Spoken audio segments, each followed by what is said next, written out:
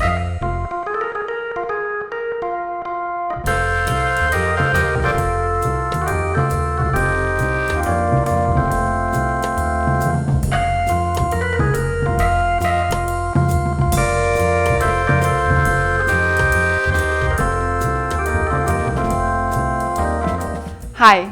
this is episode 24 of Peace Matters, a podcast on contemporary geopolitics and international relations. I'm Marila Gushcha, researcher at the International Institute for Peace. This episode is about the South Caucasus, a small but really complex region in the EU's neighborhood. I've had the chance to talk to two experts from Georgia and Azerbaijan who were visiting Vienna to get a clearer picture of the region's geopolitics. How do these countries see their big neighbors, Iran, Russia, and Turkey? What positive role can the EU play in Georgia and Azerbaijan? And finally, is the South Caucasus a fully fledged region in the political sense? I dive into this and many other questions with Maia Panjikidze, former Georgia's foreign minister, and Zaur Shiriyev, non-resident scholar at Carnegie Endowment for International Peace. Enjoy the discussion. So thank you very much for being here despite the early morning, I have to mention that especially, but I'm really happy we're going to have this discussion for the following reason. I was in the region in Armenia, Georgia and Azerbaijan in summer, and this very much helped me to realize how complex it is. And my imagination before I went there was always like, it's something between Russia and the West, and the countries are, basically have like two options. But after this trip, I realized that it's much more complicated. And I would like to also to bring it to our audience here, maybe this idea of what is going on in the Caucasus. So today we're going to discuss external powers and their influence in the South Caucasus. And maybe let me remind the viewers, the South Caucasus, Armenia, Georgia, Azerbaijan are surrounded by Turkey, Iran, Russia, and there is also Black Sea coast in Georgia, which connects it potentially then to the European Union, Romania, Bulgaria, but also Turkey, NATO member. Maybe my first question would be also about this term per se, South Caucasus. Do you perceive it as the correct way to frame this region? I heard from some also colleagues that sometimes it's perceived as something like as a post-Soviet legacy or as a Russian imperial legacy. Maybe it's wrong, but maybe you can elaborate on that. No, it's not wrong. It's absolutely what I mean. Geographically, of course, it's South Caucasus is a just geographical name of the region, I would say. But the countries in the South Caucasus, they are very much connected with each other, with their history, with their traditions, with their relationships. It's no doubt about that. Georgia has very good relations with Azerbaijan, which is a strategic partner of Georgia, and with Armenia too. But politically, there are a lot of differences between the three countries, and that makes the region so interesting and complex, I would say. Yeah, so how would you call it then? Should it be, or... Georgia has more European orientation historically, and more ties to the Europe than to the eastern part of the world. So that's to make it short. Yeah. How does it look for you? I agree that geographically, it is fair to call it the South Caucasus. We are not calling it a Russian way, Zagafkazia, because they... it's Trans-Caucasus, I think in Yes, English. Trans-Caucasus, so, beyond the Caucasus. So geographically it's true, but I think each country has its own multiple identities, let's say. So in case of Azerbaijan, the multiple identities, I mean that Azerbaijan is not only the regional country, but also it has a different identities, including, let's say, it sees itself as in the part of the wider Central Asia. It sees a part of the, let's say, connection to the Middle East. Actually, the all regional countries has been affected and influenced by the developments in the Middle East.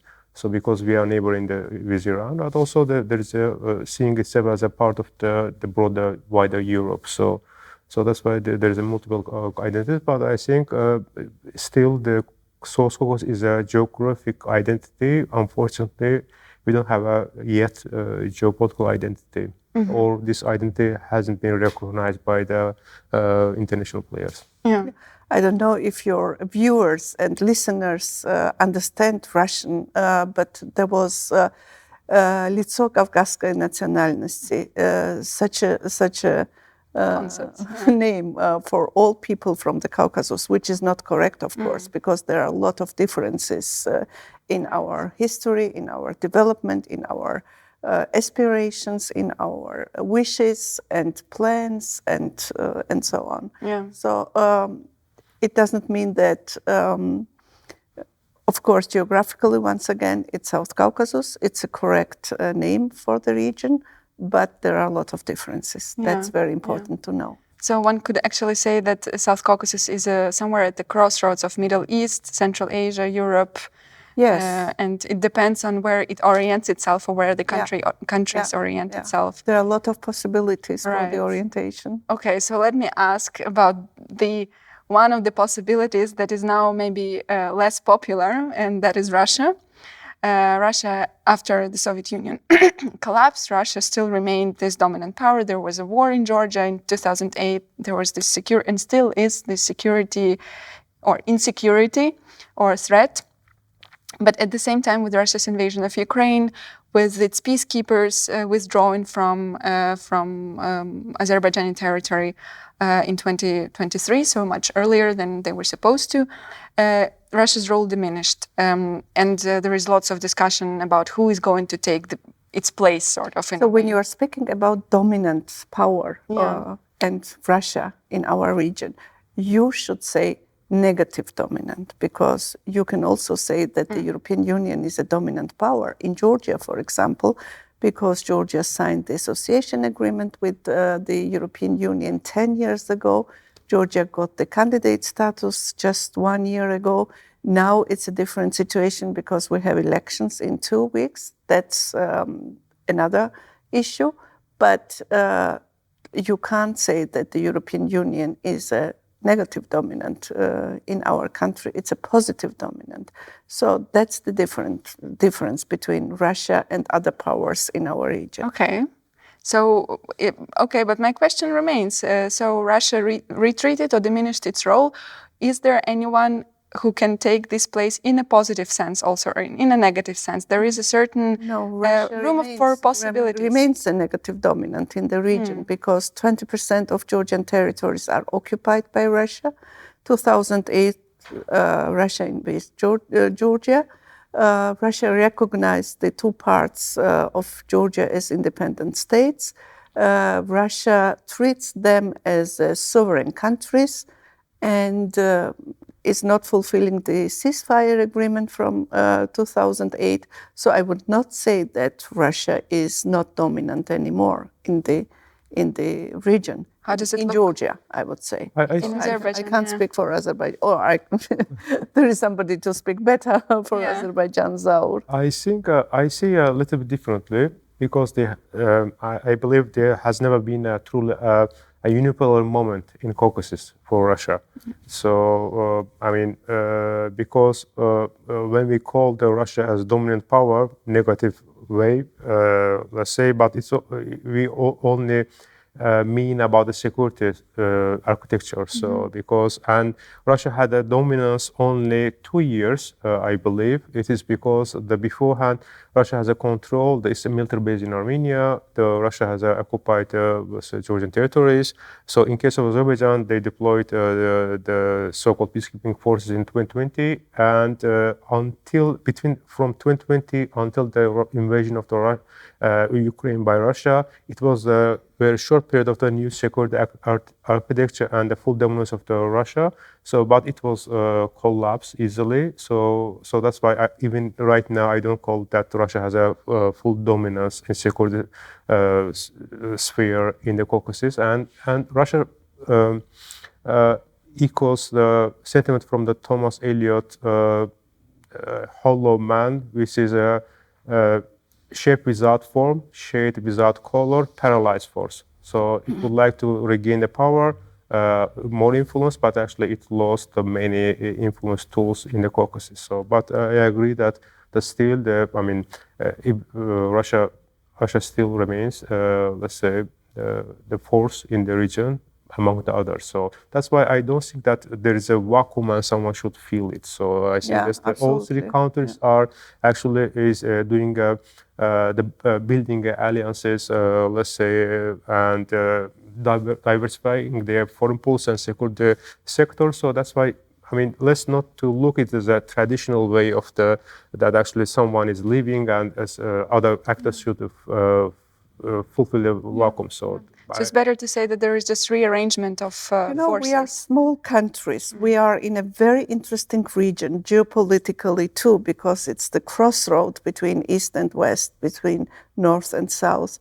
So there are a lot of interests of other countries, of course, and they have different interests. Some of them has positive interest and some of them has negative interest. And when we speak about the negative interest, Russia is on the first place, of course, always. There is also Turkey, a great partner for Georgia, a great partner for Azerbaijan, with economic interests, maybe with some political interests too, but they are not so big. So no problem to have interest in the region, to have economic interest, to have positive interest. That's the difference.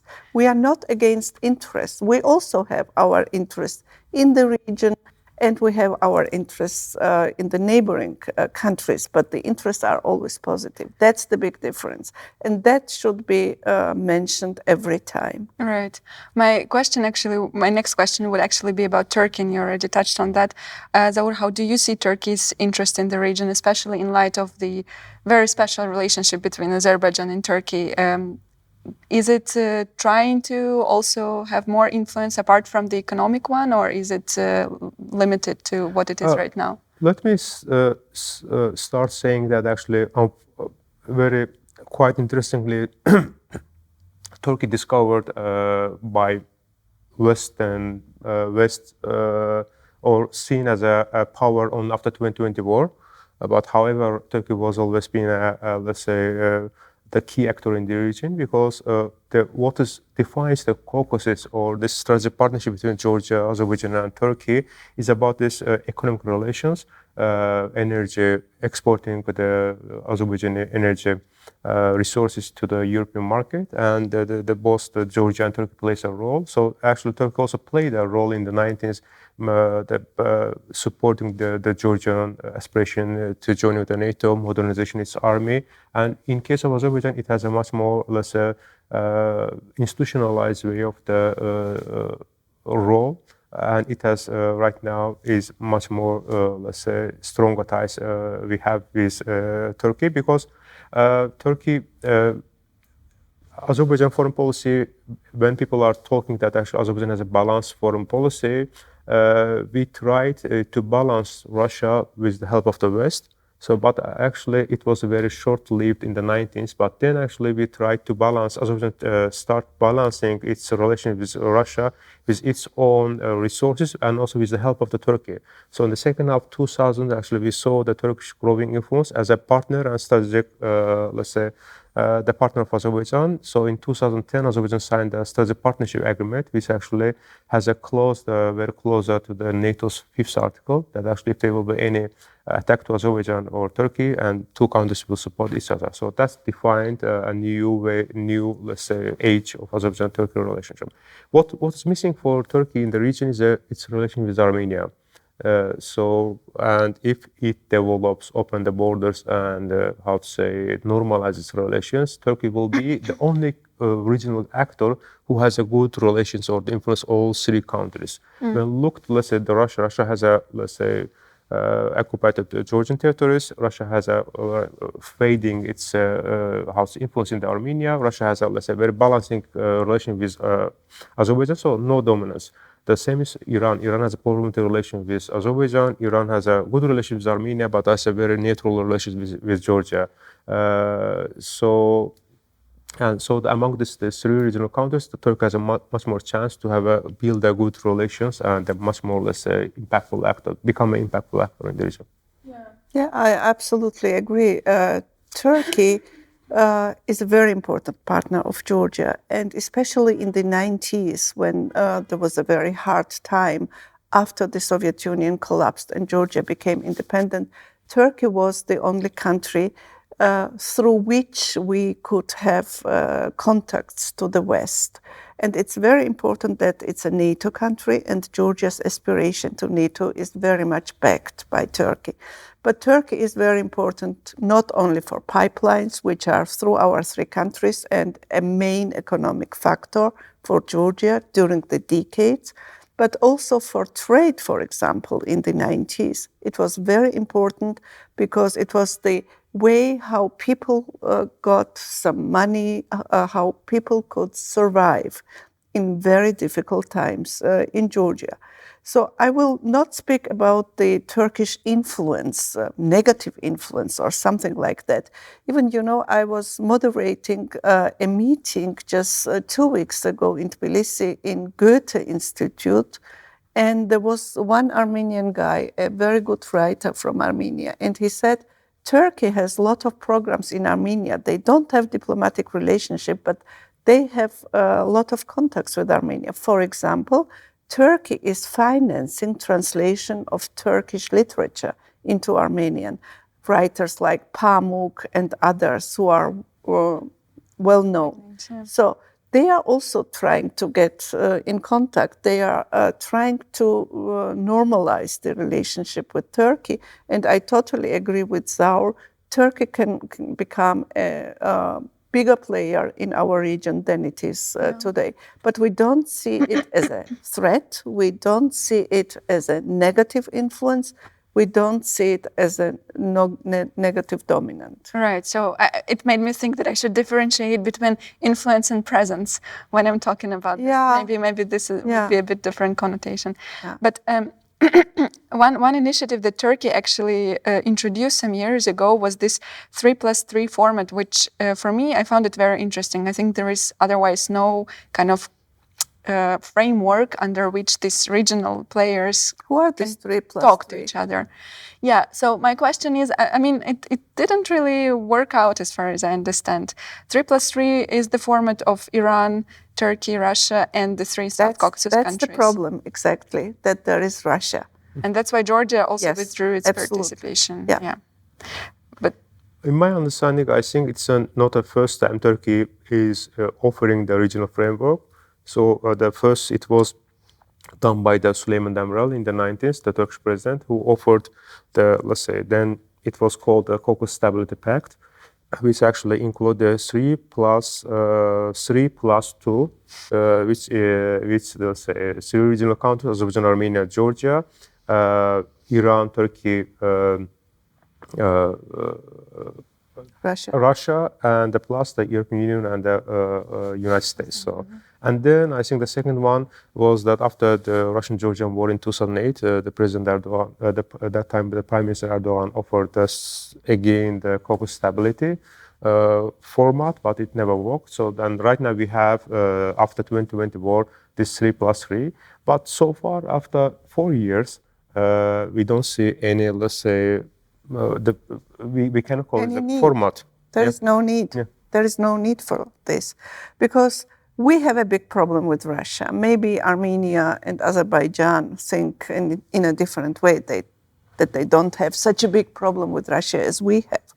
And we have one format of negotiations with Russia. This is Geneva International Talks. It's about conflict. So that's the main problem for Georgia. And if you don't achieve anything in one format, why should you try it in another one? So there is something, there is a framework. There is a framework which is international because the United States are there, the UN is there, the OSCE is there, the European Union is there. All actors are there somehow to solve the problem with Russia. But there is no progress. So how many years now? 16 after the war. And there is absolutely no progress. 60 rounds of Geneva International Talks we already accomplished without any progress. Why do you need a new format for that? We have one, which doesn't work. Well, there are, okay, but if taking away Georgia, for example, is there any added value of talking in this format without Georgia and without discussing the conflict in Georgia? Are there any other issues that I would see be? the first it was called a 3+3. So, the true question should be that whether we have a 3. So is there any, let's say, very deepening the relationship between Azerbaijan, Georgia, and Armenia? We don't have yet. First we need a 3.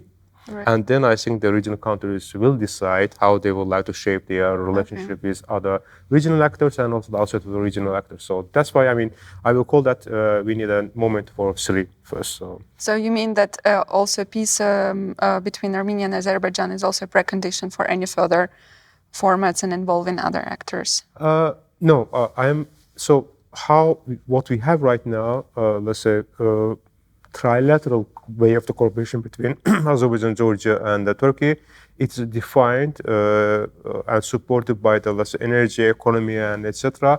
Because the Azerbaijan-Armenian conflict was the problem for cooperation between Azerbaijan and Armenia. So now, after end of the conflict, and also after we are very close to the signing a peace and starting a new period between Azerbaijan and Armenia. So then right now it's opportunity to bring also Armenia to part of this series and to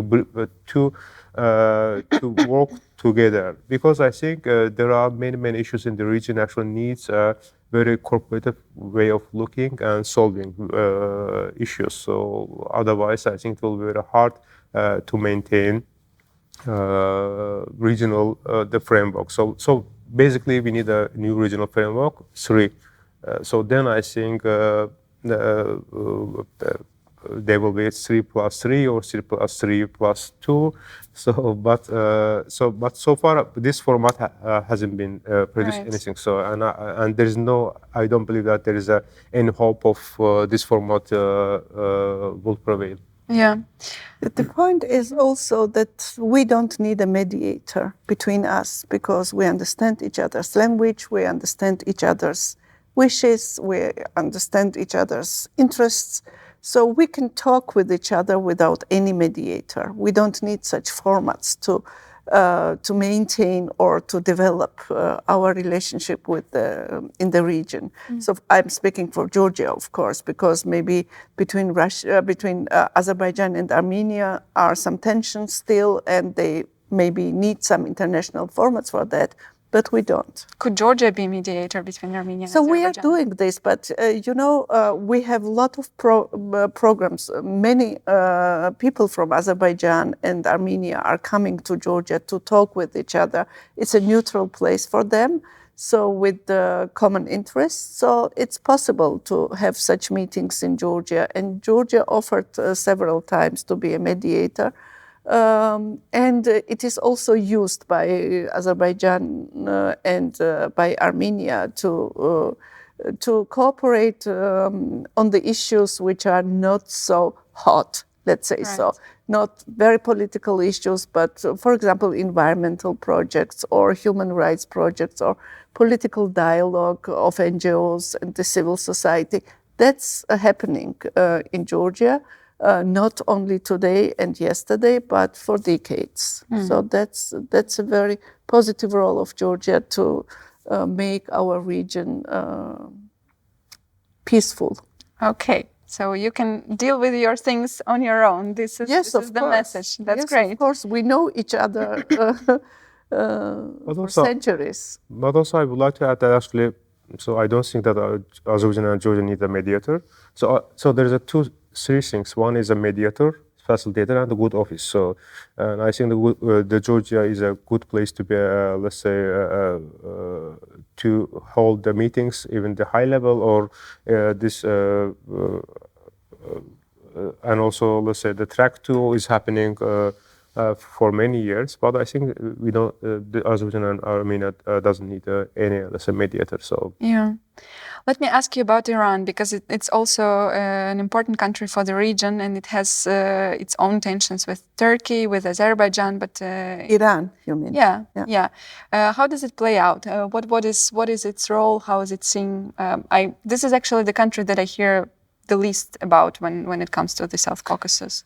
I cannot say that Iran plays a big role in the political life of Georgia, and the economic interests, bilateral economic interests, are also not so huge, I would say. But Georgia tries to have good relationship with the neighborhood, and Iran is also our neighbor. That's only what I can say about this. But to be honest, when the Prime Minister of Georgia went to Iran to participate in the funeral of the killed president, that was not, the reaction was not very positive in Georgia. Why not? Because he was standing next to the Hamas leader who was killed the very next day. So this is not the company we like to see our politicians. I mean, concrete people there. Mm-hmm.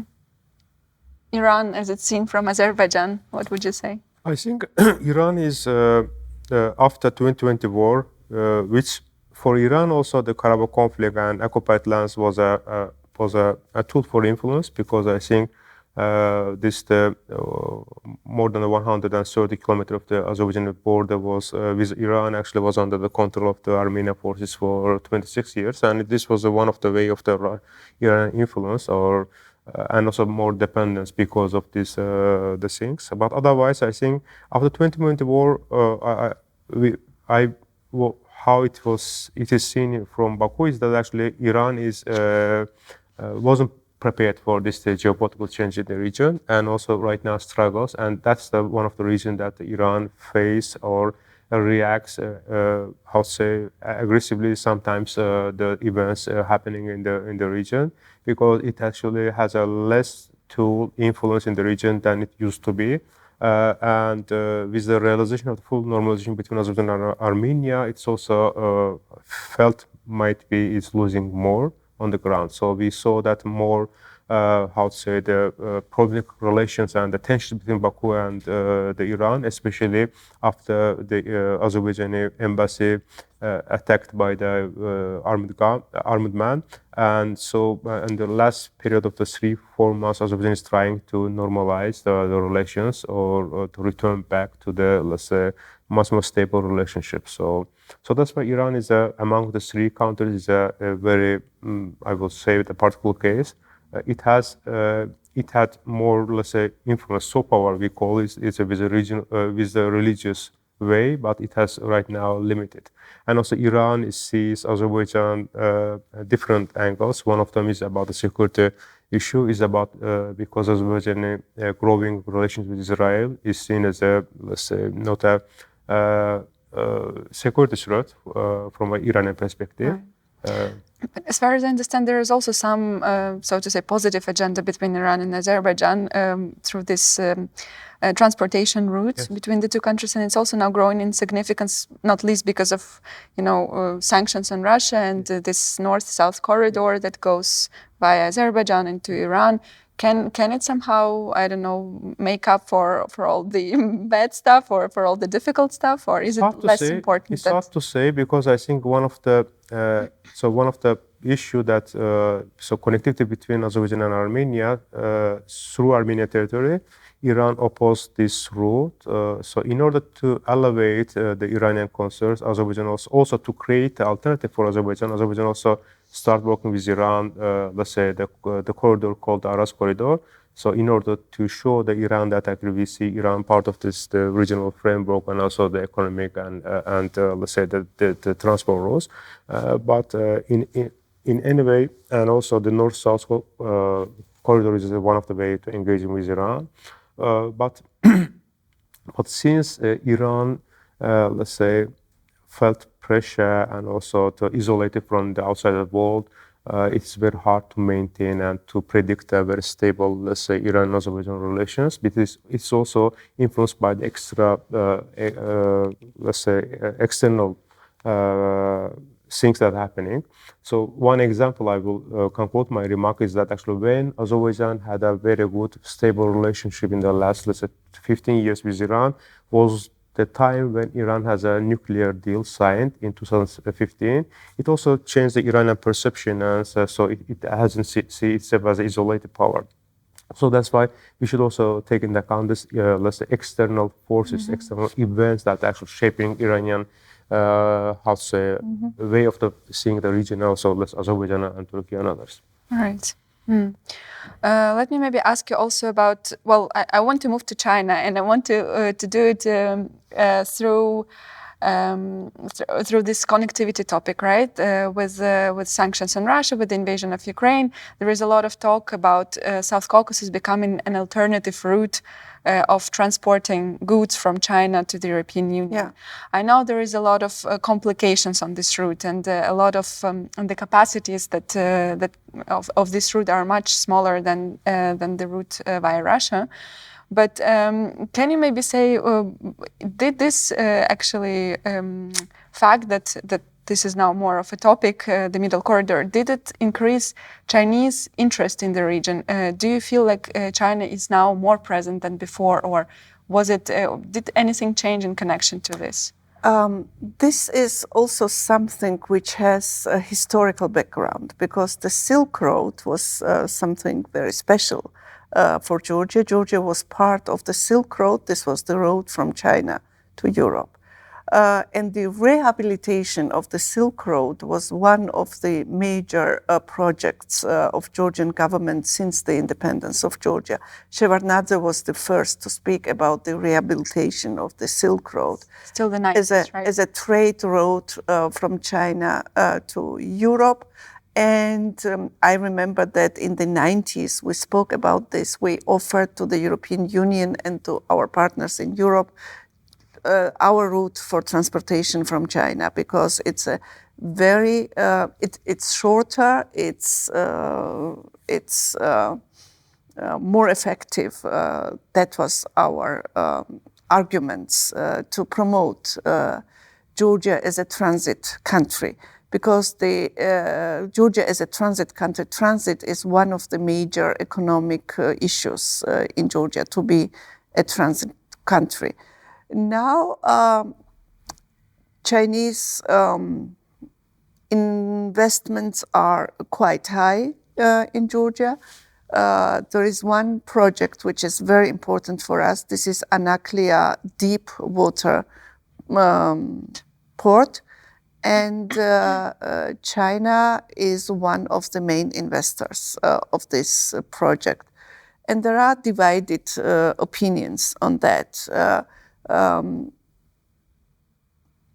one hand, we are happy to get an international investor, and on the other hand, it's a fear that China's influence can increase in the region. And because we are a small country, we are always afraid to have somebody which interests are huge, and we can't see what is behind that. If it's only economic interest, then it's good. So once again, the interest can be positive and negative. And that's the main point. If somebody comes with a positive interest in your country, it's very good. If the interest is only economical nature. But if there is some more, and if somebody tries to involve you in things which are not positive for your country, it becomes a threat. So we are in the situation, when I say we, I mean the population of Georgia and not the government, because they know maybe more about the plans of Chinese in Georgia. But from our perspective, it's time when we are observing the situation, and we are very careful to see what happens after that. But it's a tradition in Georgia to see the European influence and the European interest as more positive than all others. So we always prefer to have European investors in our project. Right. So if somebody comes and says, I will build the Anaklia port from Europe, we will prefer to have a European investor, because traditionally we connect with the Europeans more security, more peace, more bilateral interest, and more positive agenda than with all others. And we don't have the experience of Chinese investments in Georgia. Chinese are now building our roads. Chinese companies are building our roads. But that's something which is financed not by China, but from the World Bank, from EBRD, and other international monetary institutions. So it's a different thing. But so that's the situation. Yeah, so we are in a waiting modus. Yeah, it's good to have trade connections with China, but they should be sort of managed or supported by the EU rather than by China. I mean, the infrastructure and everything. That would be the wish. So we are just careful because we don't know. And when something, a new player comes to your country, you should be very careful and see what happens. Because if you don't have the experience, it's very... Right, so you're just checking for now. Yeah. Right. How is it in Azerbaijan? First of all, I think the traditional mindset in Caucasus is that the dominance or influence has been defined by the, I will say, the president of the guns, troops, and control. This is the mindset actually Russia brought to the region for more than 200 years. But actually, first of all, the world is operating different right now, and you don't need let's say, influence via military strength. So economic influence, economic power is also opening the political leverage. So that's why, I mean, I am not fully diminished that there will not be any threat to the sovereignty or the political affairs of the Caucasus countries by bringing more China's let's say, investment. But how Azerbaijan sees this Chinese role? First of all, after the Russian invasion, the Middle Corridor became much more important because an alternative of alternatives. So because the Russian route was alternative to maritime, and right now Middle Corridor is alternative to alternative.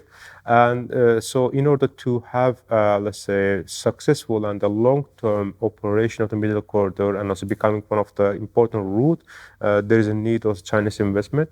Chinese also using this route. So that's why both Azerbaijan and the Kazakhstan, other Central Asian countries are trying to bring the China to the board more. So that's why Chinese role in the transport corridor, Azerbaijan sees this way, in a positive way.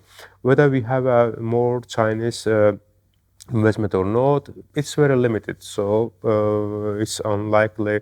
The Georgia we don't see, but since the recently Azerbaijan signed this partnership, it might bring more the Chinese the investment to the region. Well, I think the Azerbaijan will see and look this with cautious optimism. So, and will also define the line for this kind of investment, not to turn to a political leverage. So, right. Maia, I want to ask you, of course, about the very important upcoming event. You already mentioned it earlier, and this is parliamentary elections in Georgia. And there is also a lot of geopolitics involved in that. So from what you said before, I can already assume that your answer to my question, whether it is really about geopolitics, these elections would be yes. But maybe can you elaborate more on this? What is at stake? Why is it often framed as a choice between the West and Russia, these elections? Oh, it's the most complicated question now. You've got 2 minutes, so go to the core. It's a choice between. It's a very interesting issue. If you ask me, it's a choice between West and Russia, because the Russian influence on the government is quite obvious. It's not only the law of agents, which maybe you know, and the LGBT legislation and things like that, but also how they treat, what the narrative is, how they treat the European Union and the United States, our main partners. That's why we say, or the opposition says, that it's a choice between West and Russia.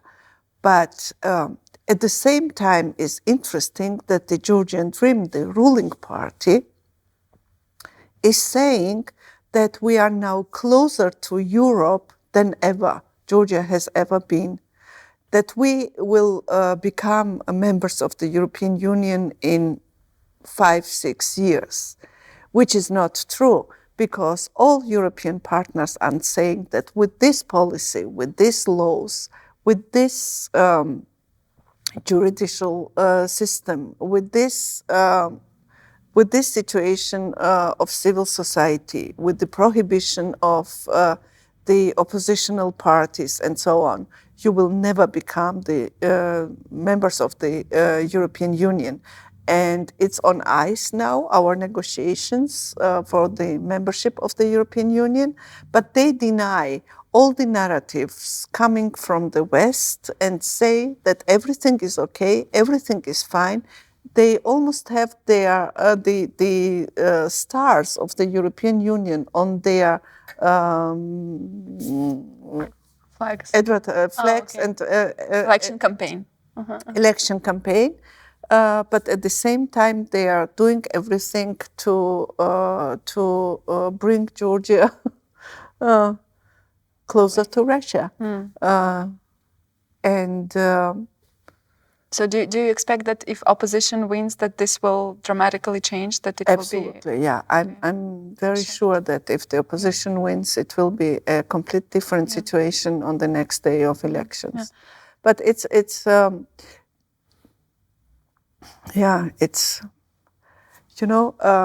Georgian dream.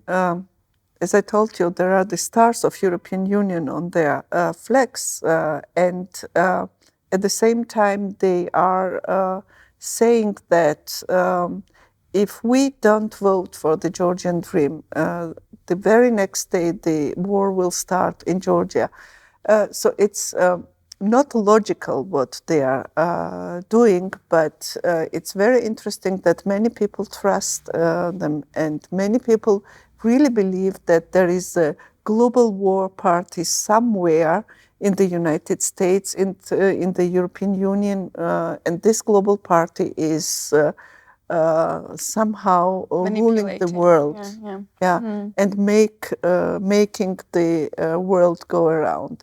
So it's not logical, but somehow it's these conspiracy theories are very popular in Georgia now. And I'm very afraid that people will really trust these conspiracy theories and really believe that without Georgian dream, the war will start. The war, which will be initiated by the Global War Party. But if you ask the members of the Georgian dream, who are this Global War Party, who is in this party, you will never get a concrete answer, because they don't know themselves? No, they say that they know, but they are not authorized to name them. So it's a very curious. It's a very ridiculous situation that way. So I have no forecast what will happen in 2 weeks. We have a March for Europe next Sunday on 20th of October. And I hope very much that many people will come out and show the ruling party that pro-European population is not the minority in Georgia. Zaur, I was wondering, maybe if you can shortly just discuss how those elections are seen in Azerbaijan. Is it an important issue? Who will win, or will the relations with Georgia remain the same? I mean, in terms of Azerbaijan-Georgian relations, I think there is no concern that it will be changed to the negative. I mean, there was every time if there will be a radical change in Georgia, the new power comes to power. Every time there was some short period of the, tensions, like let's say when after 2003, when Mikhail Saakashvili came to power, there was a short period of the tension, understanding what is the meaning of this change. So the same is true when the Georgian dream came to power. So that's why even in the radical change, there was a very short period of tension, but the mutual dependency and other good relation actually overcome this kind of the thing. So that's why I don't see that whatever will be the result of the election in Georgia will affect negatively to Azerbaijan and the Georgian relations. Yeah. And if Georgia... Maybe because we have a political stability in Azerbaijan, which can be seen from two sides, of course. Yeah, but that would be my question, actually. If Georgia, because Azerbaijan has never had this aspiration to become part of the European Union or anything of the sort, it's also an authoritarian country, but Georgia is trying to be as democratic as it can and wants to join the European Union. If it really does join the European Union, would it change a lot for Azerbaijan? I mean, first of all, what's the prospect? I mean, okay, there's a prospect, but actually when this is going to happen? So it's a big question. So, 10 years later, 20 years later, 30 years later. So some of the people are discussing this European integration. I think they are falling the trap that actually believing that it's happening there tomorrow. So, if it's going to happen in Georgian case, then actually it will be also positive, the transformative impact to the region. So why I'm saying that there's some cautiously seeing this, because there's an example of the Turkey. Okay, Turkey and the Georgia is not the same, but still, when Azerbaijan looks at the EU integration, it takes the account the Turkish experience, the bad experience from the European Union. So, but otherwise, I think, Georgian, let's say, the integration to the European Union mostly seen as a positive way. So. The biggest danger for Azerbaijan is that Georgia becoming, truly, because there was a false, people are, binary division, pro-Russian, pro-Western, truly becoming under Russian influence. It's a danger for Azerbaijan because it also means that your only energy security is under control of Russia, which is actually a big danger. So that's why I don't think that anyone in Azerbaijan will see that Georgia becoming a truly under Russian influence is a good thing. So you mean now because of all the pipelines that they're running via? So pipeline is one thing. Another is that actually the Georgia is a route for multidimensional, transport issues. So right now, the Georgia is also a route. So from Central Asia, the green energy passing. So that's why Georgia is truly a connection and opening the gate to the, European market. Our relationship, our history is older than the European Union, the Soviet Union, and all other unions in this world.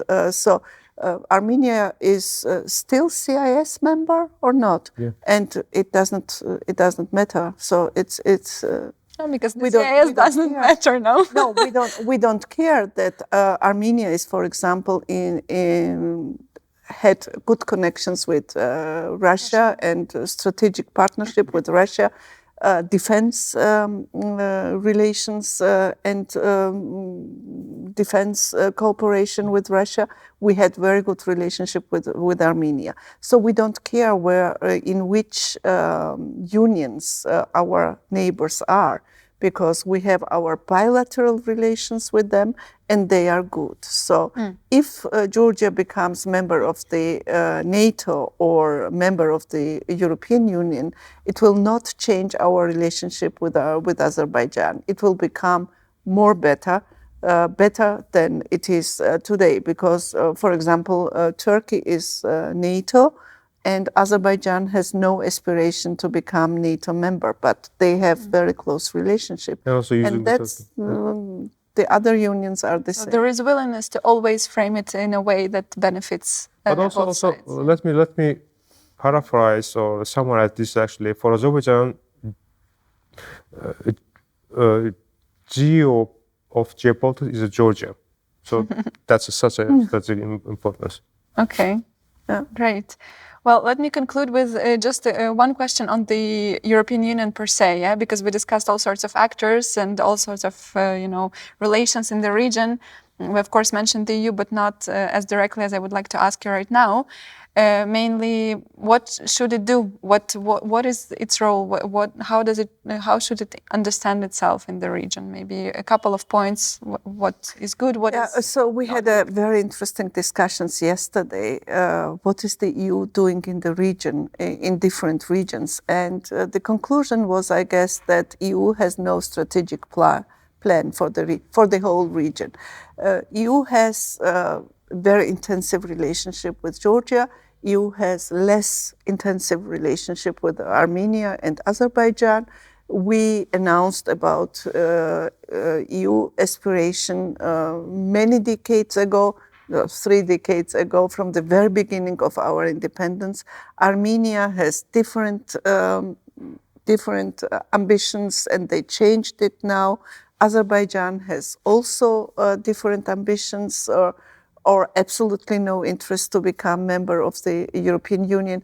It makes maybe difficult for the EU to have one strategy for the whole region.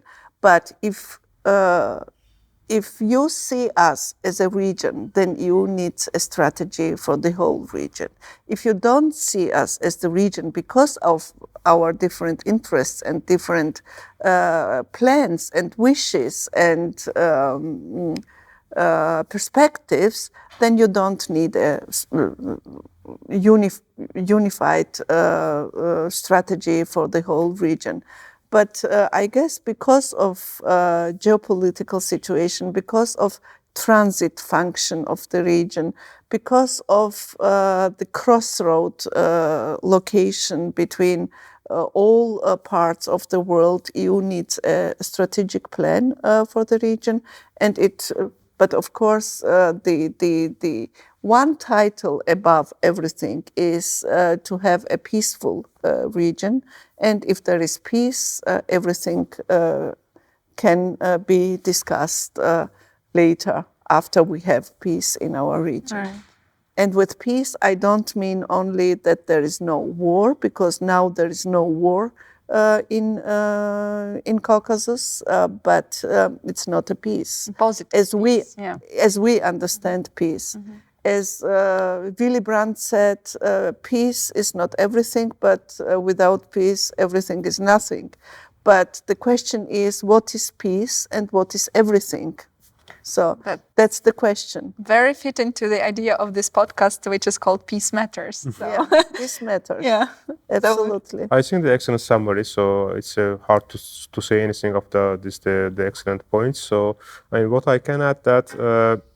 So sometimes I think not only it's about the geopolitical actors, we need also learn to unlearn. So this also applies to the European Union to actually to unlearn and then relearn about this realities on the ground and how and how to positively shape the future of the Caucasus. And I mean, might be some people has an ambition to become a security provider, security actor. I don't think that it's actually fully shared by the regional countries, at least in Azerbaijan. So what EU's the strongest tool is actually supporting, let's say, peace and stability, but it should be defined very a clear way, because EU has a expertise, let's say, and also experience on how to, in the post-conflict period, how to support the nations, and this could be one of the ways the EU can actually project itself as a peace actor and how to shape post-conflict relationship between Azerbaijan and Armenia. Unfortunately, sometimes it's always seen as actually we would like to be a mediator. So, everyone is also looking to be mediator. I mean, from the EU perspective, I see that. I mean, there's no mediator. You need actually to sweeten a deal. So because I think this in the region, not only applies to Azerbaijan and Armenia, we have a very clear understanding what war means, that how destructive it is. It might be in the international relations literature, conflict resolution literature, it's the same. So it's very tangible defining the war, but it's a very hard to define the peace. And so actually to link the peace with prosperity, economic development actually needs the multiple way of the projects and supporting and changing of our understanding. So actually EU has an experience and which can be useful and effective actor on this matter. Yeah, that's. I'm very happy to hear that the EU is seen as a power for peace in the region, or has its potential. We just remains to define what peace means, and then we're good to go. Thank you so much for your insights. It was a very interesting discussion. Thank you. Thank you very much. This was episode 24 of Peace Matters. We're happy to hear from you. Feel free to leave your feedback in the comment section, and do subscribe to our channel to get notified about future releases.